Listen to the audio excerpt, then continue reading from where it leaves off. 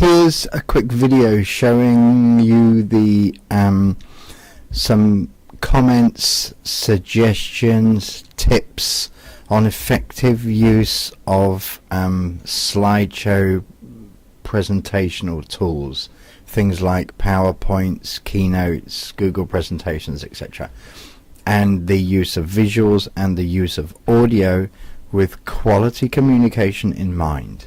So first of all, here we are, we're in PowerPoint and I have a presentation shown for you. So we'll start with slide 1. Here we go. Oh, we have some audio and we have some concerns with this image here. I'm sure you're all thinking, whoa, what was that audio about, and what's with the resolution of this imagery, the pixelation of the imagery. As a initial response to that audio communication and that visual communication, I'm tempted to throw it all in the rubbish bin. It's rubbish. The quality is substandard, it's ineffective as a communication option. We can do better. Anyway, let's go forward. So we have, there's some text, and the text was supported with the sound file of the drum roll, which is completely immaterial and irrelevant and distracting. The PowerPoint's very overpowered by a really low quality image here, so again it's a concern. Why is the P hovering over the edge of the sun shadow? There is also very badly positioned. So a real concern with imagery like this, and I don't think we really need to talk any more about it. We'll go on to the next slide, and some more sound files that people put in the camera. And a little question here is, why do we have the space between the TO is wrong, and why have we split the GR great and split it so it's hyphenated? Because we haven't paid any attention to the quality of what's going on the screen. Again, not acceptable. We'll carry on. Oh, we've added a little animation to the text as well. Complete waste of time. Nobody's really interested in seeing that, so there's no point. It's a waste of time and it's ineffective communication. It's what they call adding the bells and whistles, which are unrequired. And here comes some text. So as we can say, and I do believe I've asked students this before, is when there's a lot of text on the screen presented for you like this, what do you typically do? And a lot of the responses have kind of insinuated that people ignore it. Some fall asleep, some get really distracted and don't pay any attention. So it's kind of ineffective. There's too much text. If somebody was sitting at the back of the room, they wouldn't be able to read it very likely because it's too small from the back of the room. There's too much detail in it. If somebody's talking over the top of it, then what are they supposed to do? Listen to the person talking or read the words? If there's a crowd of over a few people, are they supposed to read it at the same time? How much time do we leave it on the screen for?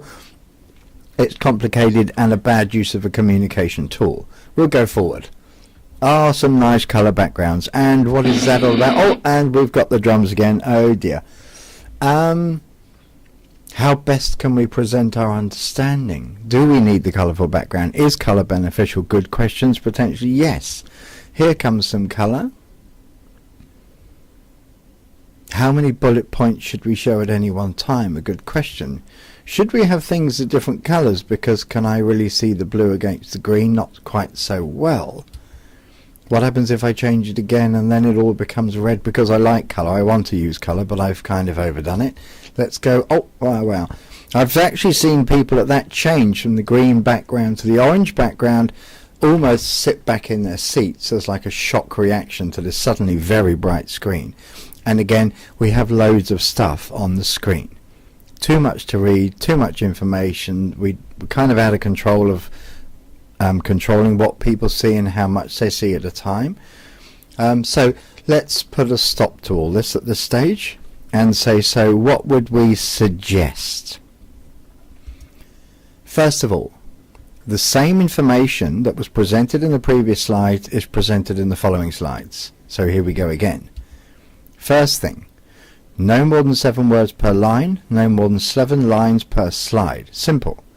Notice the black on the white. That stands out. Very simple. It's not complicated. Right, we can put that on, job's done. No sound not required. We carry on.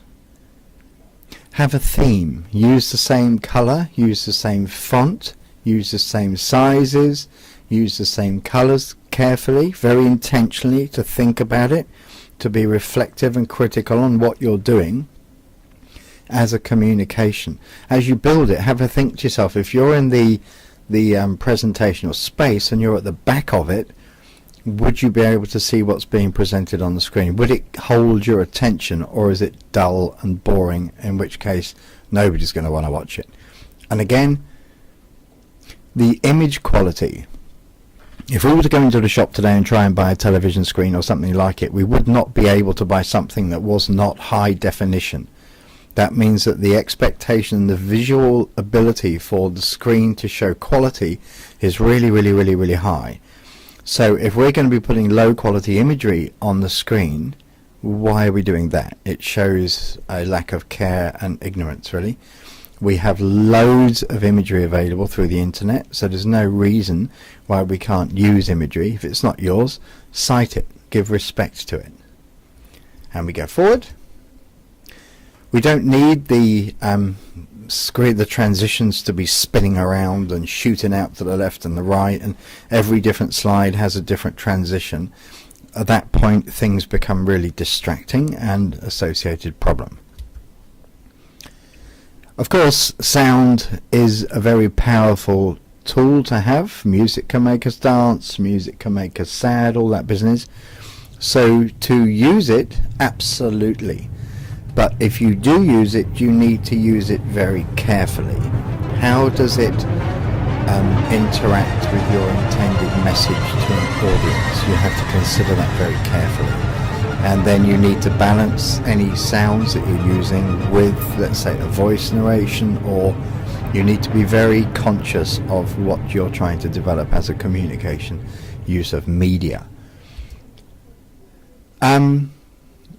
I've seen people before print PowerPoint slides onto paper. Now, PowerPoint's made as a presentational tool, so I'm not quite sure why we're printing them when it's supposed to be like a presentational tool, not a paper-based tool. They're very different mediums for communication, plus we need to look after the trees. So, overall we're saying here, be thoughtful and you'll probably be okay. Hope that helps.